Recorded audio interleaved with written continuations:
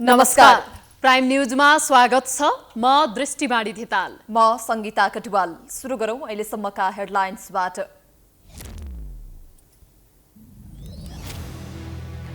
नेपाली महिलाहरूको महान चाड तीज भव्य रूपमा मनाइदै पशुपतिनाथ लगायत शिवालयहरूमा दर्शनार्थीको घुइँचो। राष्ट्रपतिबाट पनि पूजा अर्चना।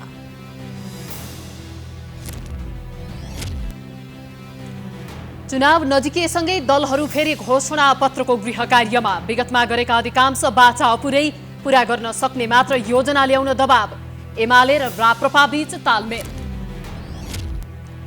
निर्वाचन आयोगद्वारा चुनावी तयारी तीव्र। मतपत्र छपाई असोजको पहिलो साताबाट सुरु हुने। आचार संहिता कडाइका साथ कार्यान्वयन गर्ने प्रतिबद्धता। व्यापारिक पृष्ठभूमिका नेताहरू पनि आगामी संसदीय निर्वाचनमा चुनाव लड्ने तयारीमा। प्रमुख दलहरूमै धेरै व्यवसायी टिकटको दौडधोपमा। काठमाडौँ महानगरले मापदण्ड विपरीतका संरचना हटाउन थालेपछि अन्य शहरमा पनि त्यसको प्रभाव। पोखरा, भक्तपुर, नेपालगञ्ज लगायतका शहरमा पनि हटाउन सुरु। पाकिस्तानमा बाढीको कारण देशको 1/3 भूभाग डुबानमा। ज्यान गुमाउनेहरूको संख्या 2000 नाग्यो। सहयोगका लागि अन्तर्राष्ट्रिय समुदायलाई अपील। र T20 अन्तर्राष्ट्रिय श्रृङ्खलाको अन्तिम खेलमा नेपाल र केन्याको खेल जारी। नेपालले केन्यालाई दियो 176 रनको लक्ष्य। ज्ञानेन्द्र मल्लको 3 वर्षपछि अर्धशतक। अब प्राइम न्यूज विस्तारमा।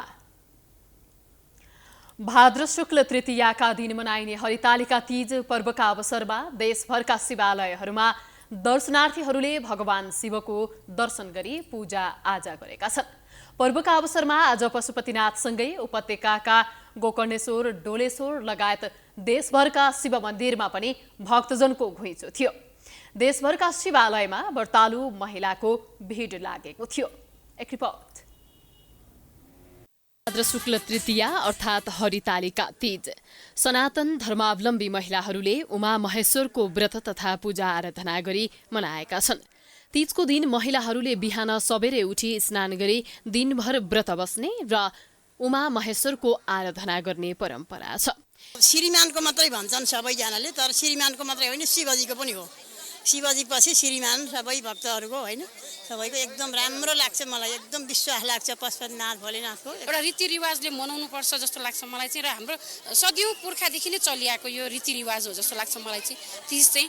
र हामी नारीहरूको लागि त झन् विशेष एउटा महादेवको भनिन्छ होइन, एउटा कथा छ, श्रीमानको आयु बढ्छ रे यस्तो रे। त्यो चाहिँ अब त्यो चाहिँ जस्तो लाग्दैन, किनकि अब त्यो व्रत बसेर तीजमा आयु बढ्ने चाहिँ होइन, एउटा हिन्दूहरूको नारीहरूको परम्परा, एउटा संस्कृति जोगाउने एउटा संस्कृति हो जस्तो लाग्छ मलाई चाहिँ तीज। पशुपतिनाथदेखि ठुलो अरू कुनै केही छैन होइन बाबा।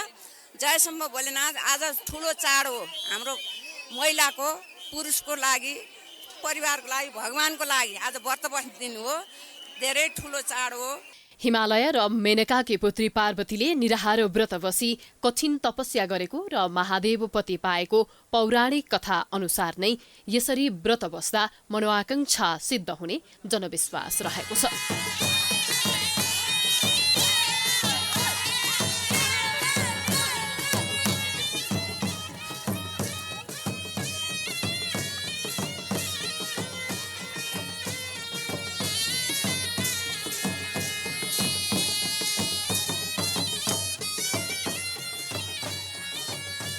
विवाहिताले पति र छोराछोरीको सुस्वास्थ्यको कामना गर्ने र अविवाहिताले असल पतिको कामनाका साथ व्रत बस्ने परम्परा रहिआएको छ। काठमाडौँ स्थित पशुपतिनाथ, ललितपुरको कुम्भेश्वर, सन्तानेश्वर, सिन्धुलीको कुशेश्वर, सिन्धुपाल्चोकको फटकेश्वर र दोलखाको भीमेश्वर लगायत शिवालयमा श्रद्धालुको घुइँचो लाग्छ।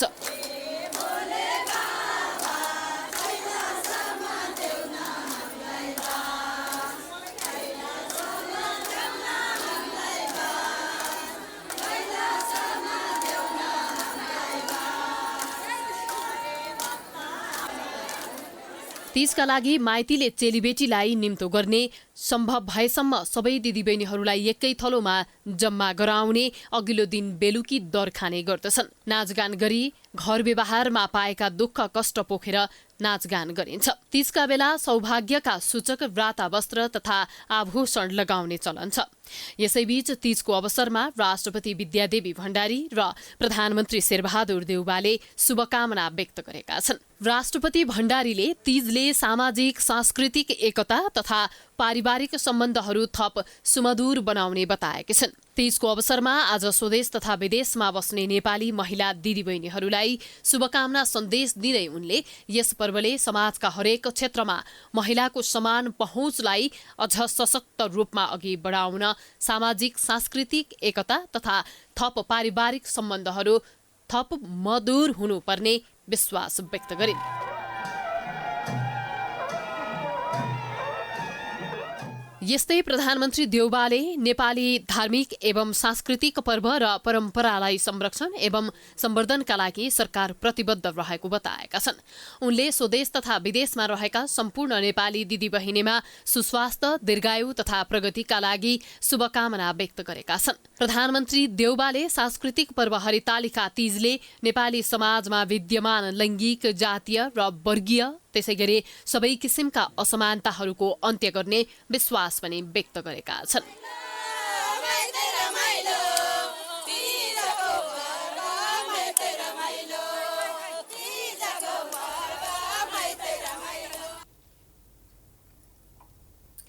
राष्ट्रपति विद्यादेवी भण्डारीले हरितालिका तीजको अवसरमा पशुपतिनाथ मन्दिरमा पुगेर पूजा आजा गरेकी छन्। हिन्दू महिलाको महान पर्व तीजको अवसरमा राष्ट्रपति भण्डारी मंगलबार साँझ पशुपति पुगेर करिब 20 मिनट पूजाआजा गरेर फर्किएकी हुन्। राष्ट्रपतिलाई पशुपतिमा पर्यटन मन्त्री जीवनराम श्रेष्ठ लगायत पशुपति क्षेत्र विकास कोषका पदाधिकारीले स्वागत र विदाई गरेका थिए। राष्ट्रपति उपस्थित हुने भएपछि पशुपति क्षेत्रको सुरक्षा व्यवस्था कडा पारिएको थियो।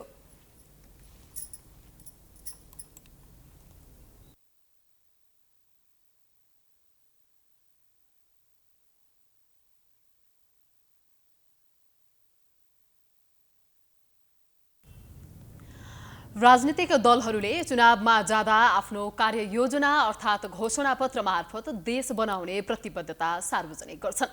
तर चुनाव जितेर सत्तामा जब पुग्छन् घोषणापत्र केवल कागजको खोस्टो साबित हुन्छ। फेरि चुनाव नजिकैसँगै दलहरू घोषणापत्र लिएर जनता सामु जाँदैछन्। आज हामी गत 2074 सालको संसदीय निर्वाचनमा एमाले र माओवादीले गठबन्धन बनाएर जारी गरेको साझा घोषणापत्रको चिरफार गर्दैछौँ। एक रिपोर्ट।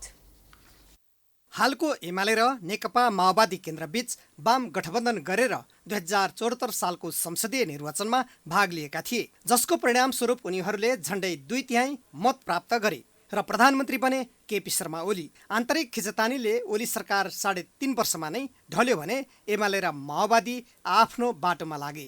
उनीहरूको घोषणापत्रमा 5 वर्षभित्र मुलुकलाई विकासशील राष्ट्रको रूपमा पुर्याउने, 3 वर्षभित्र उपत्यकामा विद्युतीय सवारी साधन चलाउने, 5 वर्षमा चक्रपथमा रेल चलाउने, मुख्य सहरमा अत्याधुनिक यातायात सञ्चालन गर्ने, हुलाकी राजमार्ग 4 देखि 6 लेनको बनाउने लगायत धेरै महत्त्वकांक्षी घोषणापत्र सार्वजनिक गरेका थिए। तीमध्ये एउटा पनि पूरा गर्न सकेनन्। नेकपाले अनेकौं आश्वासनको पुलिन्दा बाँडेर जनताको मत लिने प्रयास स्वरूप झण्डै 2/3 मत प्राप्त गर्यो। तर आफूले घोषणापत्र मार्फत गरेको प्रतिबद्धताप्रति ऊ बेखबर देखियो, जसका कारण मुलुक समृद्धिको यात्रामा अगाडि बढ्न नसकेको नेताहरू नै स्वीकार्छन्। सपना देखाएर ती सपनालाई साकार पार्ने कामको थालनी गर्ने, त्यो त नेकपा एमाले थालनी गर्यो। एमाले अध्यक्ष केपी शर्मा ओली नेतृत्वको सरकारले त्यो गर्यो। त्यसो भए उनीहरूले ती कामहरू पुरा भएको छन् कि छैनन् भन्दाखेरि भएको छैनन्, त्यो त साँचो कुरा हुँदै हो। तर यसरी पनि अगाडि बढ्न सकिन्छ है भन्ने त्यो आशावादिता, त्यो विश्वास त्यो चाहिँ जगाएको छ। ट्विन विस्थापित गर्नु, पृथकतावादी सीके राउत समूहलाई राष्ट्रिय राजनीतिमा ल्याउनु नेकपाको सरकारको नेतृत्व गरेका प्रधानमन्त्री ओलीको उपलब्धि भएको नेताहरूको दाबी छ। तत्कालीन नेकपा र अहिलेको नेकपा माओवादी केन्द्रले विभिन्न राजनीतिक उत्तर चढावको बावजुद पनि जनभावनाको आंशिक रूपमा सम्बोधन भएको दाबी गरेको छ। तत्कालीन प्रधानमन्त्री ओलीले 2 पटक संसद विघटन गर्नु र कोभिड-19 का कारण घोषणापत्रमा गरेको धेरै प्रतिबद्धता पूरा नभएको नेकपा माओवादी केन्द्रका नेताको भनाइ छ। शिक्षा, स्वास्थ्य र कृषिमा गरेको प्रतिबद्धता केही मात्रामा पूरा भएको भए पनि मुलुकलाई समृद्धिको यात्रामा लैजान अब नयाँ घोषणापत्र तयार गरिनुपर्ने माओवादी नेताको भनाइ छ। घोषणापत्रमा भएका सबै कुराहरू चाहिँ कार्यान्वयन गर्न सकिएन भन्ने कुरा चाहिँ हामीलाई पनि लागिराखेको छ। विगतदेखि वर्तमानसम्म भएका हाम्रा कमजोरीको समीक्षा गर्ने एउटा, दोस्रो कुरा चाहिँ वर्तमानमा हामीले गर्ने कामहरू के हुन् भन्ने कुरा दोस्रो, तेस्रो कुरा चाहिँ अब हामीले भविष्यलाई कसरी अगाडि बढाउने भन्ने विषयमा सोचेर चाहिँ घोषणापत्र लामो होइन, छोटो, थोरै र कार्यान्वयन हुने खालको चाहिँ बनाउनुपर्छ। आगामी मङ्सिर 4 गते हुने संसदीय निर्वाचनका लागि राजनीतिक दलले घोषणापत्र तयार गर्ने तयारीमा छन्। उनीहरूले विगतको चाहिँ लोकप्रिय र महत्त्वकांक्षी घोषणापत्र ल्याउने निश्चित छ। तर विगतको इतिहास हेर्दा घोषणापत्र कार्यान्वयनमा भने दलहरू उदासीन देखिएका छन्, जसका कारण दलहरूप्रति नै जनताको जनविश्वास घट्दै गएको छ। Political bureau, prime HD, Kathmandu. आगामी संसदीय निर्वाचनपछि को प्रधानमन्त्री बन्ला भन्ने बहस चुनावको मनोनयन नहुँदै सुरु भएको छ। एमालेले अध्यक्ष केपी शर्मा ओलीलाई नै अघि सारेको छ भने सत्तारूढ दलले भने औपचारिक रूपमा घोषणा गरेको छैनन्। तर पनि कांग्रेसबाट सभापति देउबा र माओवादी केन्द्रका अध्यक्ष प्रचण्ड भावी प्रधानमन्त्रीको दौडमा छन्। एक रिपोर्ट। प्रमुख प्रतिपक्षी दल नेकपा एमालेले अध्यक्ष केपी शर्मा ओलीलाई भावी प्रधानमन्त्रीका रूपमा अघि सारेर चुनावी अभियानमा जाने निर्णय गरेको छ। यो निर्णयसँगै मङ्सिर 4 गते सम्पन्न हुने संसदीय निर्वाचनमा एमालेले बहुमत ल्याए ओली प्रधानमन्त्री बन्ने निश्चित छ। 2 पटक प्रधानमन्त्री बनिसकेका नेकपा माओवादी केन्द्रका अध्यक्ष पुष्पकमल दाहाल प्रचण्डले पनि यसअघि नै देशमा नयाँ समृद्धिका लागि भन्दै फेरि एक पटक प्रधानमन्त्री बन्ने चाहना राखेका थिए। 2069 साल असार 10 गते नेपाल पर्वतारोहण सङ्घले आयोजना गरेको कार्यक्रममा फेरि एक पटक प्रधानमन्त्री बन्ने आफ्नो चाहना रहेको प्रचण्डले बताएका थिए। अर्को पटक देशको नेतृत्व गर्ने मौका मैले पाउने हो भने सम्पूर्ण रूपले देशमा यी देखा परेका तमाम विसङ्गतिहरूमाथि प्रहार गर्दै एउटा नयाँ युगतिर देश लैजानुपर्छ भन्ने सपना त मेरो मनभित्र छ। हुन त प्रचण्डले स्थानीय निर्वाचनको परिणामको अन्तिम चरणमा आउँदा नै आफूलाई प्रधानमन्त्री बन्ने अफर आएको बताएका थिए। त्यसको लगत्तै सत्ताको अर्को घटक नेकपा एकीकृत समाजवादीका अध्यक्ष माधव कुमार नेपालले पनि आफूलाई प्रधानमन्त्री बन्न अफर आएको बताएका थिए। सत्ताको अङ्कगणित परिवर्तन गर्न प्रमुख प्रतिपक्षी दल नेकपा एमालेले माओवादी केन्द्रका अध्यक्ष प्रचण्ड र एकीकृत समाजवादीका अध्यक्ष नेपाललाई प्रधानमन्त्री बन्न अफर गरेको धेरैले अनुमान गरेका थिए। तर एमालेले यो भनाइको खण्डन गरेको थियो। अहिलेसम्म प्रधानमन्त्रीको प्रस्ताव अघि नसारेको नेपाली काङ्ग्रेसले पनि भावी प्रधानमन्त्रीको रूपमा सभापति शेरबहादुर देउवालाई प्रस्ताव गर्ने दरो सम्भावना छ। नेता भरत कुमार शाहले देउवा नै भावी पुनः प्रधानमन्त्री बन्ने बताए। अब हाम्रो गठबन्धनको त शेरबहादुर देउवा नै हो प्रधानमन्त्री, उही हुनुहुन्छ त अरू के घोषणा गर्नुपर्छ, स्वयं प्रधानमन्त्री हुनुहुन्छ उहाँहरूको पनि अब त्यही हो। उहाँले कसलाई गर्नुहुन्छ अरू र ओलीजी नै उहाँ सर्वेसर्वा सबै चिज उहाँ नै सबै सर्वेसर्वा अरू कसलाई गर्नुहुन्छ उहाँहरू। त्यस्तो हाम्रो त पहिला गठबन्धन हो, गठबन्धनमा अरूहरू पनि हुनुहुन्छ, तर अहिले त हाम्रो पार्टीको तर्फबाट शेरबहादुर देउवा नै हो। माओवादीका नेता शक्तिबहादुर बस्नेतले प्रधानमन्त्री बन्ने नबन्ने कुरा चुनावी परिणामले निर्धारण गर्ने हुँदा अहिले नै को प्रधानमन्त्री बन्छ भनेर भन्न नसकिने अवस्था रहेको बताए।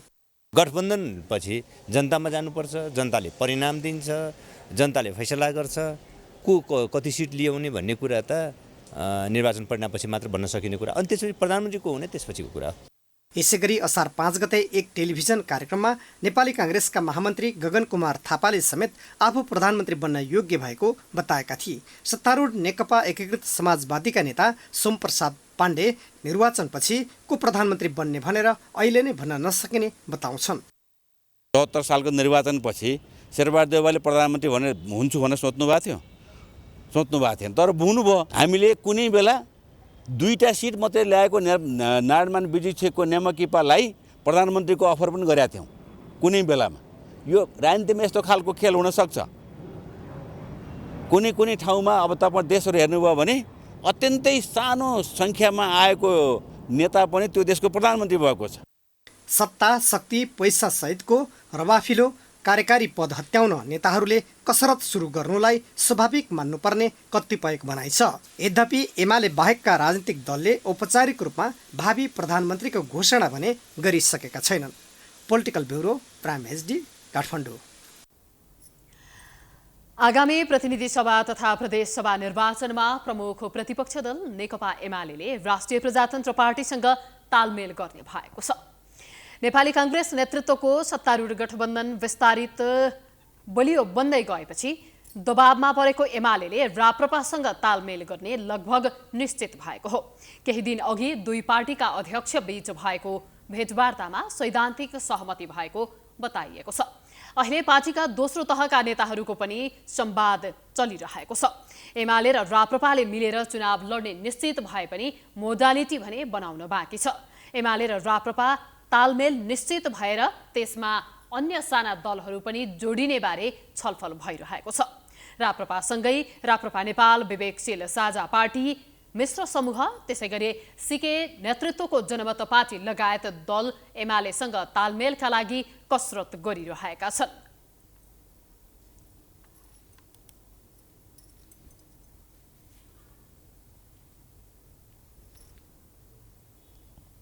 मङ्सिर 4 गते हुने प्रतिनिधि सभा तथा प्रदेश सभाको निर्वाचनको लागि आयोगले तयारी तीव्र बनाएको छ।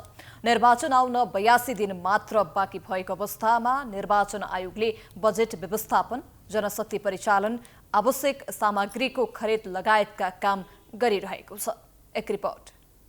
स्थानीय निर्वाचन सम्पन्न गरेसँगै निर्वाचन आयोग, गृह मन्त्रालय, नेपाल प्रहरी लगायतका निकायले निर्वाचनको कार्यतालिका नै बनाएर काम अगाडि बढाएका छन्। निर्वाचन आयोगले अर्थ मन्त्रालयसँग बजेट माग गर्ने, सामग्रीको आवश्यक प्रक्रिया अगाडि बढाउने काम गरेको छ। आयोगले चुनावको लागि अर्थ मन्त्रालयसँग 11 अर्ब मागे पनि अर्थले 10 अर्ब आयोगको लागि छुट्याएको छ। सोही अनुसार आयोगले बजेट व्यवस्थापनको काम गरिरहेको जनाएको छ।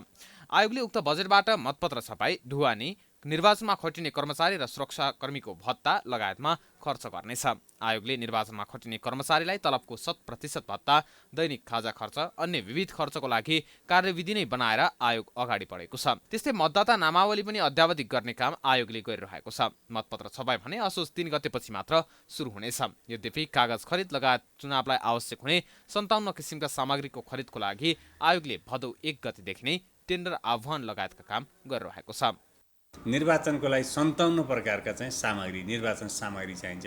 त्यो अधिकांशको चाहिँ कतिपय जिल्ला आफैले खरिद गर्दछन्। हाम्रो निर्वाचन कार्यालयले अब गत निर्वाचन हामीले करिब 15 प्रकारका सामग्रीहरू जिल्लालाई खरिद गर्नको लागि दिएका थियौँ र बाँकी सामग्री केन्द्रले खरिद गरेर जिल्ला पठाउने काम गरेको थियो भने अब अहिले हामीसँग मौजात भएर बाँकी रहने सामग्रीहरूको टेन्डर आह्वान गर्ने काम धमाधम भाद्र 1 गतेदेखि सुरु गरिरहेका छौँ। निर्वाचन आयोगले चुनावको लागि मन्त्री, संवैधानिक निकाय, कर्मचारी, सुरक्षाकर्मी, राजनीतिक दल, सञ्चार माध्यम लगायतले पालना गर्नुपर्ने आचार संहिता पनि जारी गरेको छ। आचार संहितामा चुनाव प्रचार प्रसारमा 25 जना भन्दा धेरै सहभागी हुन नपाउने, पार्टीको 10 वटा मात्र झण्डा प्रयोग गर्न पाउने, बिहान 7 बजेदेखि साँझ 7 बजेसम्म मात्र प्रचार गर्न पाइने, भोजभतेर गर्न, नगद वा जिन्सी सामग्री वितरण गर्न नहुने उल्लेख छ। त्यसबाहेक विभिन्न कार्यक्रम गर्दा लाग्ने खर्च 1 हप्ताभित्रमा नै बुझाउनु पर्ने, प्रचार प्रसार निर्वाचन आउनुभन्दा 17 दिन अगाडिदेखि मात्र गर्नुपर्ने, विदेशी सञ्चार माध्यम मार्फत प्रचार प्रसार गर्न नपाउने आयोगले जनाएको छ। आचार संहिता बनाउँदा निकै कडा देखिएको निर्वाचन आयोगलाई भने आफैले बनाएको आचार संहिता लागू गराउन निकै मुस्किल देखिएको छ। तर आयोगले भने नैतिक रूपमा मतदाता र उम्मेद्वार दुवैले आचार संहिता पालना गर्न ख्याल गर्नुपर्ने जनाएको छ। निर्वाचन आचार संहिता अनुगमन समिति नै हुने भएकाले र कारबाहीको विषय पनि स्पष्ट उल्लेख भएकाले आचार संहिता लागू गराएरै छान्ने दाबी गरेको छ। दलहरूसँग तथा विभिन्न सरकारवालाहरूसँग र विभिन्न निर्वाचन समीक्षाहरूमा उठेका कुराहरूलाई नै यहाँ समेटिएका छ। यसले एक अर्थमा चाहिँ जनभावनालाई मुखरित गर्ने प्रयास पनि गरेका छ। त्यसैले पोलिटिकल पार्टिजहरू र क्यान्डिडेट भनेको त जनमतबाट आउने, जनतामै हुर्किने र जनताकै मतबाट चाहिँ सबल हुने चाहिँ भएको कारणले गर्दा यो कुरालाई पालना गर्नु राजनीतिक दलहरूको लाई आवश्यक पनि छ। योभन्दा अगाडि दल दर्ता, समानुपातिको दल दर्ता लगायतका काम आयोगले सम्पन्न गरिसकेको छ। त्यस्तै मतदाता शिक्षा, कर्मचारीलाई तालिम लगायतका काम पनि अब सुरु गर्ने आयोगको तयारी छ। राम्रो व्यवस्थापनका कारण उद्योग व्यवसायमा सफल भएका धेरै व्यापारी उद्योगीहरू आगामी संघीय र प्रदेश चुनावमा प्रत्यक्ष दलहरूबाटै टिकटको लबिङमा छन्। एकपटक समानुपातिक सांसद बनिसकेकाहरू अहिले दलका प्रभावशाली नेताहरूलाई नै विश्राम दिएर भए पनि प्रत्यक्ष निर्वाचित भएर आउने दाउमा रहेका छन्। एक रिपोर्ट।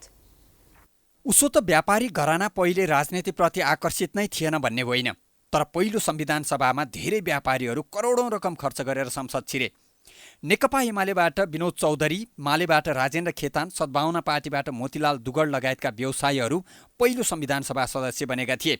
खेतानले अहिले राजनीति छाडिसकेका छन् भने चौधरी र दुगड अहिले पनि राजनीतिमा सक्रिय छन्। त्यस्तै मधुसूदन अग्रवाल, कविन्द्र ठाकुर, सूर्यबहादुर केसी, कृष्ण आचार्य लगायतका व्यापारीहरू सांसद बनेका थिए। पहिलो संविधान सभाले संविधान दिन नसकेपछि दोस्रो संविधान सभामा थप व्यवसायीहरू आकर्षित भए। दोस्रो संविधान सभामा गीता राणा, बाबुराम पोखरेल लगायतका शैक्षिक क्षेत्रका व्यवसायी पनि संविधान सभा छिर्न सफल रहे।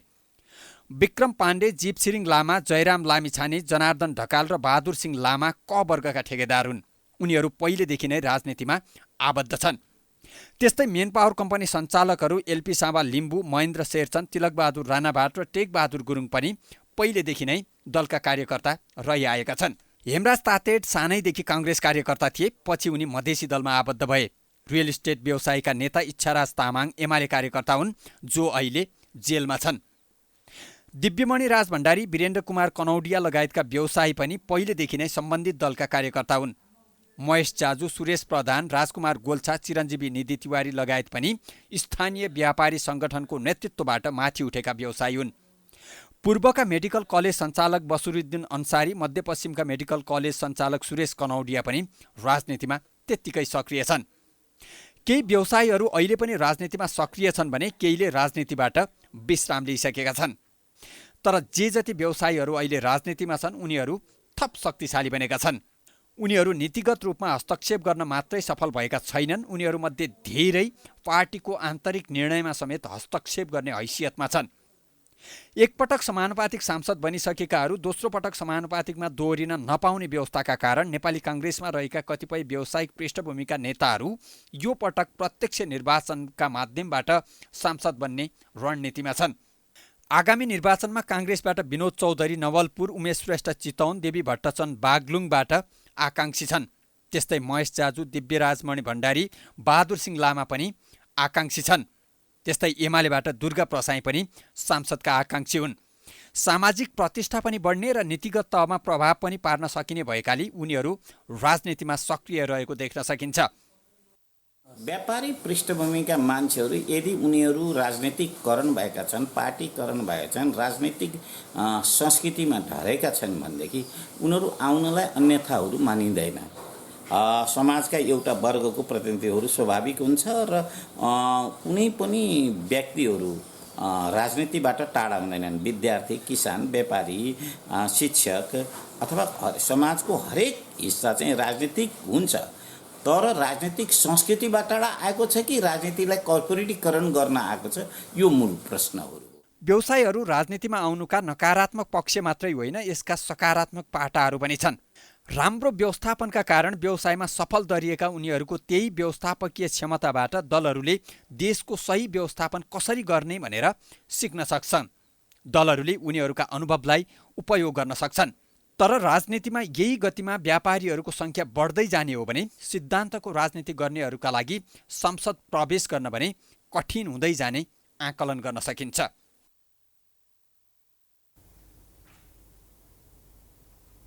काठमाडौँ महानगरपालिकाले महानगरभित्रका अवैध संरचना भत्काउने अभियानलाई निरन्तरता दिएको छ। महानगरको अभियानमा लागेको नगर प्रहरीको टोलीले आज पनि विभिन्न क्षेत्रका अवैध संरचना हटाएको छ। नक्सा पास विपरीत भइरहेको अन्डरग्राउन्डको व्यापारिक प्रयोजन हटाउन टोली बिहानैदेखि खटिएको थियो। महानगरले वडा नम्बर 24 न्यू रोड स्थित विशाल बजारलाई 24 घण्टे अल्टिमेटम दिएको छ। 24 घण्टाभित्र नक्सापास सहित वडामा उपस्थित नभए नक्सापास विपरीत गतिविधि भएको ठहर हुने महानगरले जनाएको छ। आज विशाल बजार सहित वडा नम्बर 22 का व्यापारिक कम्प्लेक्समा रहेका अवैध संरचना हटाइँदैछ। सोमबार महानगरले न्यू रोड स्थित B&B Complex, Suraj Arcade, Roop Fashion, Maharjan Complex, Basantapur Plaza, Bira Complex र माछापुच्छ्रे ब्याङ्क न्यू रोड शाखामा अपरेसन गरेको थियो। भदौ 6 गतेदेखि सुरु भएको अवैध संरचना हटाउने अभियानमा घरधनी र व्यापारीलाई जानकारी नै नदिएर महानगरको टोली पुग्ने गरेको छ।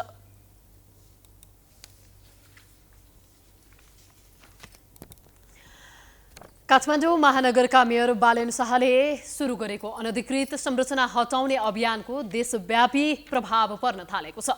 काठमाडौँका सार्वजनिक क्षेत्रमा अतिक्रमण गरी निर्माण भएका अनधिकृत संरचना तथा महानगरद्वारा तोकिएको मापदण्ड विपरीतका निजी निर्माणहरूमा एक्सकाभेटर कारबाही थालेसँगै यसको देशव्यापी सकारात्मक असर देखिन थालेको हो। एक रिपोर्ट।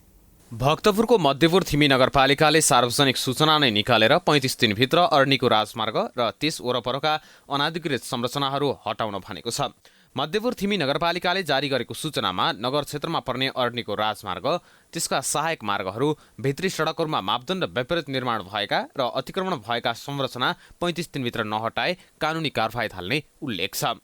यस्तै बाँकेको कोहलपुरमा अतिक्रमित संरचना हटाउँदा स्थानीयले अवरोध गरेका थिए। मेयर पूर्णप्रसाद आचार्यको नेतृत्वमा कोहलपुरको न्यू रोड क्षेत्रका अतिक्रमित संरचना हटाउन डोजरसहित पुगेको टोलीलाई स्थानीयले अवरोध गरेका थिए। कोहलपुरको न्यू रोडमा रहेको टहरा भत्काएर बस पार्क पुगेको डोजरमाथि स्थानीयले ढुङ्गा मोडा गरेका थिए।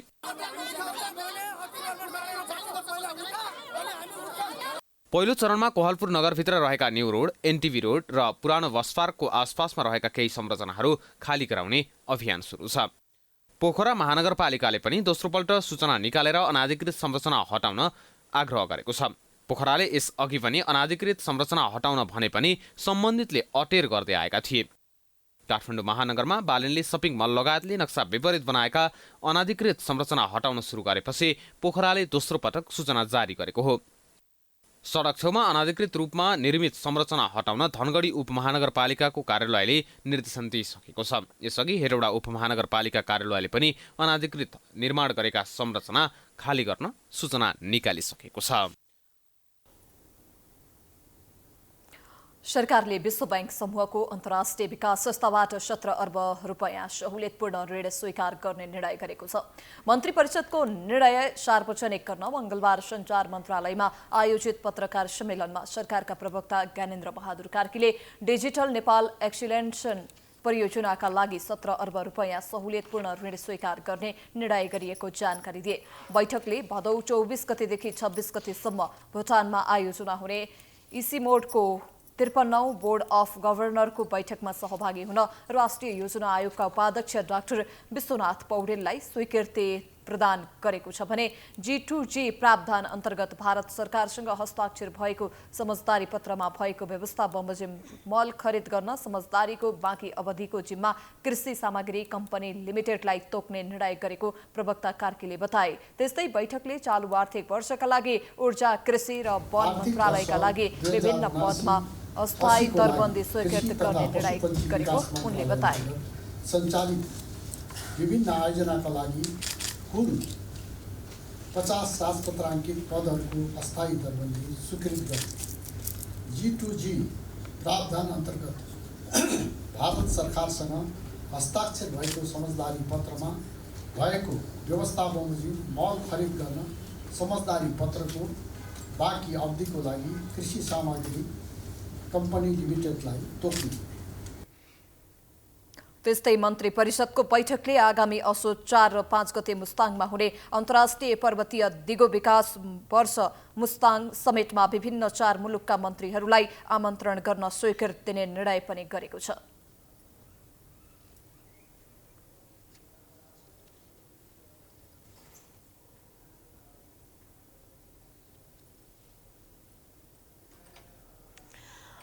बुटवलको दीप बोर्डिङको कक्षा 10 मा अध्ययनरत विद्यार्थीमाथि निर्घात कुटपिट भएको आरोप अभिभावकहरूले लगाएका छन्।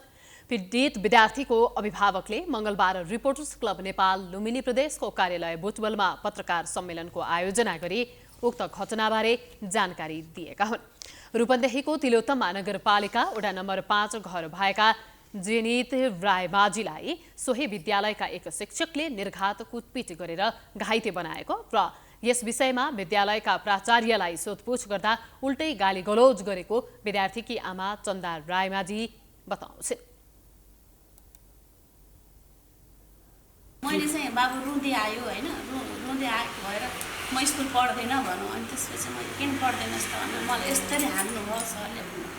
कुटेको सामान्य हो, अब ठुलो रूप नलिनुहोस् भन्नुभयो। अनि त्यसपछि मैले भने सर यहाँ हेर्न आउनुहोस् मेरो घर, बच्चा कस्तो छ भनेको, म प्रिन्सिपल हो, तपाईँभन्दा म जेठो हुँ, ठुलो हुँ, तपाईँको तमिस त्यस्तो हो भन्नुभयो। त्यसपछि मैले उहाँको आवाज सुन्न सकिनँ, अनि फोन काटेँ।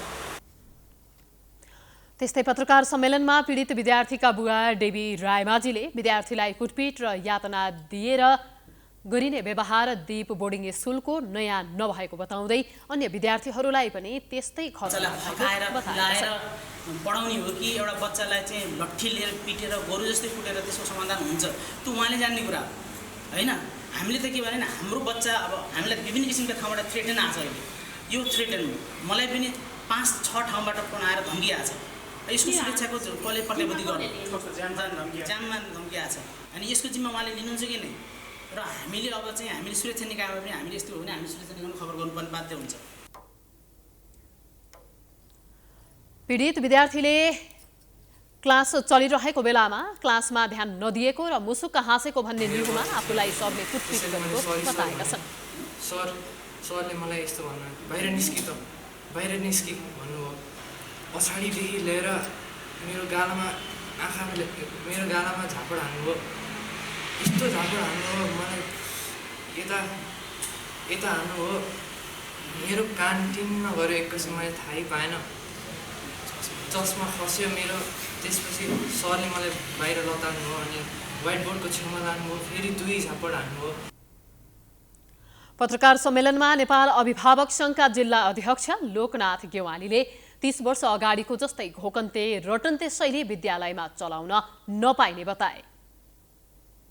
बालबच्चाहरूलाई संस्कार सहितको शिक्षा दिने हो। बालबच्चाहरूलाई दण्ड दिने अधिकार छैन विद्यालयको।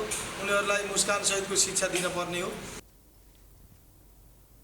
सङ्घका अध्यक्ष गेवालीले विद्यार्थीले गल्ती गरेमा एकपटक अभिभावकलाई सचेत गराउनु पर्नेमा जोड दिएका थिए। अब बिजनेस न्यूज।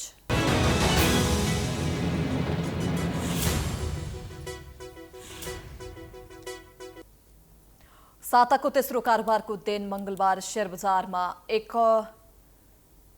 सामान्य सुधार भएको छ। लगातार 3 दिनसम्म दोहोरो अङ्कले गिरावट भएको बजारमा नेप्से सोमबार भने 3.76 वृद्धि भएको थियो। मंगलबार पनि नेप्से 2.19 अङ्कले वृद्धि भएर 1995.21 अङ्कमा बन्द भएको छ। नेप्सेमा सामान्य सुधार हुँदा उपसूचकमा भने घटबढ देखिएको छ।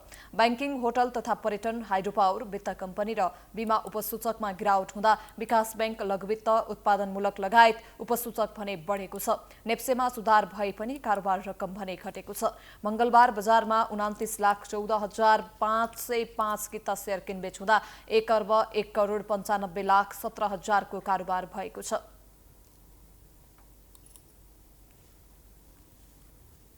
अब स्पोर्ट्स न्यूज।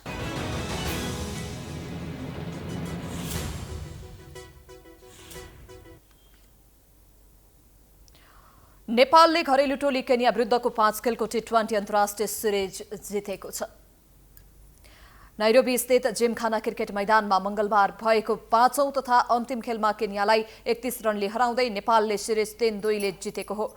नेपालले दिएको 176 रनको लक्ष्य पछ्याएको केन्याले विश्वभरमा 7 विकेट गुमाएर 144 रन मात्र बनाउन सक्यो। केन्याका लागि नेहम्याहा ओधियाम्बोले सर्वाधिक 37 रन बनाए।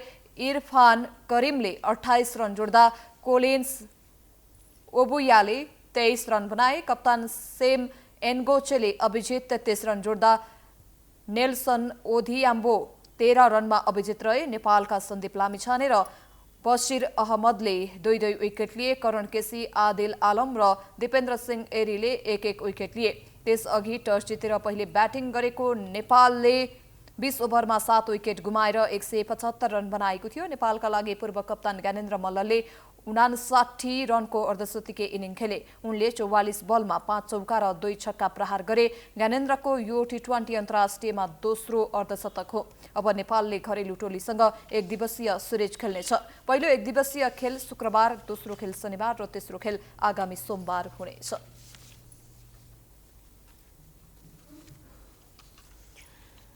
युएईमा जारी एसिया कप क्रिकेटमा आज बंगलादेश र अफगानिस्तान बीच प्रतिस्पर्धा हुँदैछ। शारजाह क्रिकेट मैदानमा हुने खेल नेपाली समयअनुसार साँझ 7:45 बजे सुरु हुने भनिएको छ। अफगानिस्तानमा आज लगातार दोस्रो जित निकाल्ने योजनामा रहेको छ भने अफगानिस्तानले पहिलो खेलमा श्रीलङ्कालाई 8 विकेटले हराएर सुखद सुरुवात गरिसकेको छ। पहिलो खेल खेलिरहेको बंगलादेश पनि जित निकाल्दै प्रतियोगितामा सुरुवात गर्न चाहन्छ। पछिल्लो 5 खेलमा दुवै टोली 2-2 खेलमा विजयी भएका छन्। एक खेल वर्षाका कारण नतिजा विहीन भएको थियो। अन्तिम भेटमा अफगानिस्तानले 8 विकेटको जित निकालेको थियो। प्रतियोगितामा 6 टोली सहभागी छन्।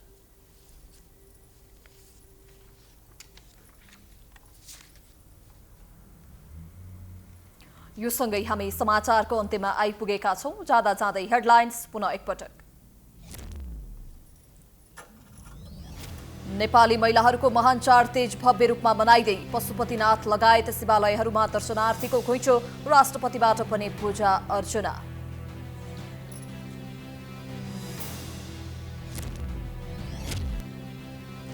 चुनाव नजिकिएसँगै दलहरू फेरि घोषणापत्रको गृह कार्यमा। विगतमा गरेका अधिकांश बाचा अपुरै, पूरा गर्न सक्ने मात्र योजना ल्याउन दबाव। एमाले र राप्रपा बीच तालमेल। निर्वाचन आयोगद्वारा चुनावी तयारी तीव्र। मतपत्र छपाई असोजको पहिलो साताबाट सुरु हुने। आचार संहिता कडाइका साथ कार्यान्वयन गर्ने प्रतिबद्धता।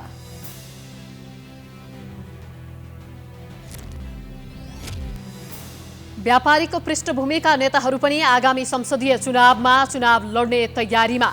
प्रमुख दलहरूमै धेरै व्यवसायी टिकटको दौडधोपमा। काठमाडौँ महानगरले मापदण्ड विपरीतका संरचना हटाउन थालेपछि अन्य शहरमा पनि त्यसको प्रभाव। पोखरा, भक्तपुर, नेपालगञ्ज लगायतका शहरमा पनि हटाउन सुरु।